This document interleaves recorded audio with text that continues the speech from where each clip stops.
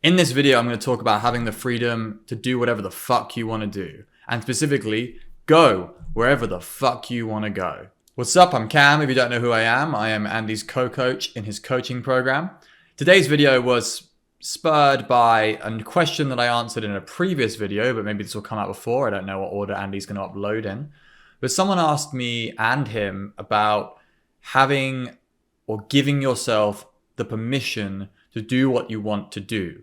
And I answered that with kind of describing the fuck it moments that Andy and I reached, where we no longer saw like a massive downside to not chasing what we want and not doing what we want. We realized that like it was worse to like not go for it, we wouldn't be able to look ourselves in the mirror and all that stuff. And it was maybe negatively fueled in some regards, but it was also, at least for me, incredibly like important and critical to why I'm here and I'm doing what I'm doing now and why my life is the way it is. Why I generally am just able to go for what I want and I prioritize what I want. I'm also fairly good at figuring out what I want is because I've gone through the motions so many times, like figuring out what I truly want and, testing stuff and figuring it out and then trying it and then realizing it wasn't true and then trying something else. And it's a big process. You will learn how to figure out what you want and you will learn how to go for it. And one of the biggest things in that journey was solo travel. Like solo travel was like the thing I wanted to do when I was still a scared boy of 23 years old. But, I was still immature in many ways. I still hadn't figured out how to get what I wanted out of life, or at least I didn't have the frameworks to build the life that I wanted. But I knew I wanted to go traveling. That was for sure. That was in there. That was always in the back of my mind. I had never been traveling. I had been taken on holiday a lot by my parents. They had taken me on very long trips with them to places like Australia, to 8 parts of Asia, to Turkey. I've been to Russia with school, which is kind of an interesting trip. I've been to a lot of other school trips as well. And I knew that I wanted to go off and do it as an adult. But something was holding me back was this idea that I couldn't go alone. Even as a guy, like I know maybe women are potentially more against the idea of solo traveling because they think it's dangerous, but it's like as men, it's considered like you guys can go travel your own, you'll be fine.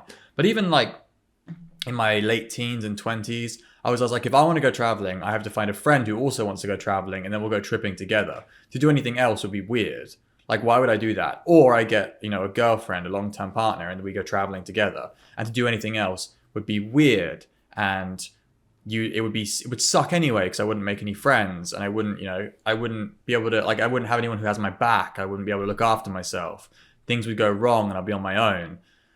Yeah, those were all the stories I was telling myself. Those were all the barriers I was putting in the way of going for what I wanted because I didn't have the friend or the partner in place to facilitate my desire to go traveling, my desire to go and see the world. And because I didn't have that, and because I had all these stories, inaction, I didn't do anything. I left it for a long time. I just didn't, I was sitting in my London office doing my shitty out of college first job I got. Wasn't that great. I got depressed. Life wasn't really moving forward socially, romantically. A lot of shit that I just didn't, a lot of feeling that I just wasn't taking control. Like I didn't really have any control of the direction of my life. I was like on rails. And a lot of it was like following advice that people had given me. Like, just you'll save more money if you go straight from college to a job. You'll climb faster through the corporate ladder. You'll get to the money quicker. Don't go, like, if you go traveling, it's just like basically setting money on fire and you're delaying your career. My parents and my grandparents were quite conservatively minded. At least I thought they were anyway. That was my perception of them. And they would, pushing me towards having, a solid career, having a very comfortable life, having some of the stuff that they didn't get to go after because they didn't have necessarily the connections or the education. So they were very insistent that I build a very safe, comfortable life, or at least I thought that. Because part of the impetus for me to finally say fuck it to everything and go off and do what I wanted and actually, explore the world and find myself was a conversation I had with my grandmother who had spotted that I wasn't very happy.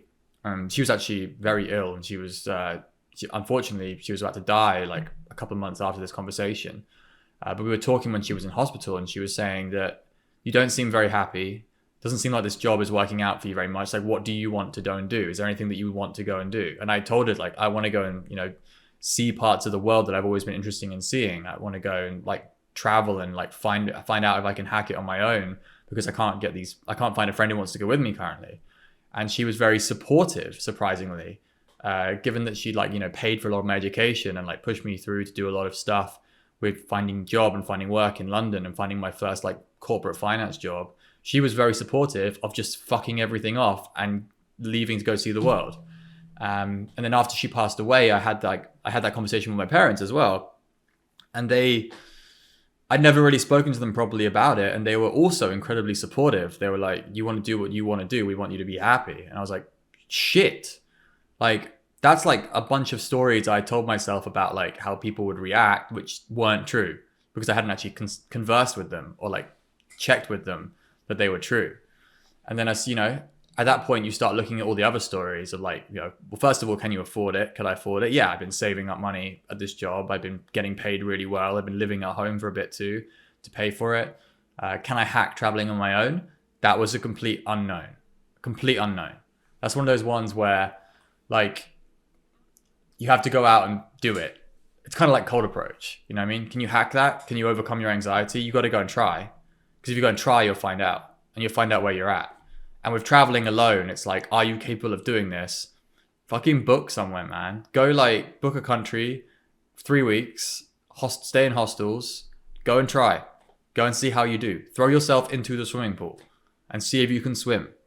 That's like, I think what's the biggest thing I want to say about solo traveling specifically to anyone who wants to go and do it. And I've seen loads of guys on my channel as well. On my channel that I have Radical Improvements, because I've mentioned this before, and in the comment section here, and guys that we've coached who said they were, due to what I've recommended to them in previous stuff before, because Andy hasn't really done a lot of solo traveling. He's currently waiting so he can go off and travel and do some stuff in the future. But like the guy who talks about travel more on this channel is me. And there's a big connection of guys in the self-improvement community who love doing it too. I know a lot of guys who said they were inspired by what I said. I love this. I love hearing that guys have just like taken my advice. It's very surreal to me that people actually listen to me and like take my advice on stuff. And this is one of the big ones for guys in our community who are into the stuff that we're into. Going off and traveling on your own. It's a massive self-improvement endeavor. It will teach you to survive on your own. It will teach you how to deal with people. It will teach you how to form, friendships and be social in situations with strangers all the time. You put yourself in situations where you have to deal with strangers, where you have to talk to people. That was my biggest fear when I went out for the first time. I chose a really easy country as well, not expense-wise, but I chose the USA. I chose to land in LA from London. And like I was like, oh, I'm in the hostels. Am I going to make friends? Am I just going to be sat on my own in the hostels for like 3 weeks, get depressed, and then book a flight home? I didn't. I made friends because I had to, because otherwise it was going to be a shit time, Made friends with other travelers. The next country I ventured out to, actually I went all the way around Europe as well. Also went to Australia, again solo. A couple of times I picked up people. The thing about solo traveling is it can quickly become not solo traveling, but you don't pick up people to travel with for like ages. You just pick up, oh, we're going to that same place. Cool, we'll travel for a few days together.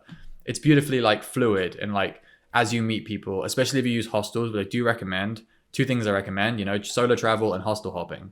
Incredible for younger guys and, guys early 30s, whatever, guys with not much foundation in their lives. If you don't have a lot of, life infrastructure, i.e. you don't have a house, you don't have a job you've been in for 10 years, you don't have a van, you don't have kids, you don't have a wife, you know what I mean? You don't have life infrastructure and you don't have anything tying you down. Maybe like you're looking after elderly relatives or whatever, and you have a bit of cash that you've saved up from working.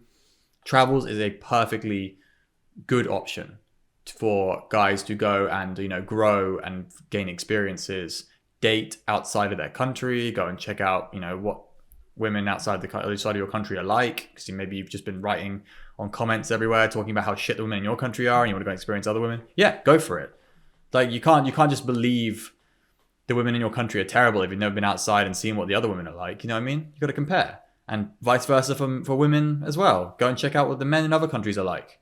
Go and check out what other cultures do with dating. Like dating in other cultures is quite fun, I find. Like just experiencing how dating changes as you move geographical location. That was very interesting. Like I'm very curious about the stuff that I'm interested in, and like being interested in like dating, especially the last like 4 years ago when I was first learning how to date and how to get good with girls. Jumping between different cultures gave me a real what do you call it, appreciation for how things differ and how cultures differ and how girls are different in different cultures. Becoming more homogenized, I think, nowadays, because the internet's homogenizing everything. I speak to people who think that like a lot of these more traditional countries are now just becoming more westernized, so it's not as different as it used to be. But I think you'll find at least the novelty of dating in another country is refreshing. That's the one thing I would say to guys who are considering doing this and considering traveling solo and considering going to other countries or even moving to other countries. There's a lot of novelty, and that novelty is like fuels me, and I love that. And I love experiencing that. I love culture shock, but in like a really good way. In like okay, I was getting a bit bored and stale where I was before, and now I've got like just like new everything, new information, new sights to see, new people to meet. Fucking love that. And that is why I'm so proud of myself for going solo traveling and not telling myself all the stories that I was I was still telling myself the stories, but I was breaking those stories apart one by one. I was seeing evidence that they weren't true. And that was what was beautiful about it. And other people helped me to see that as well. And the conversations I had with my grandmother and my parents were really important.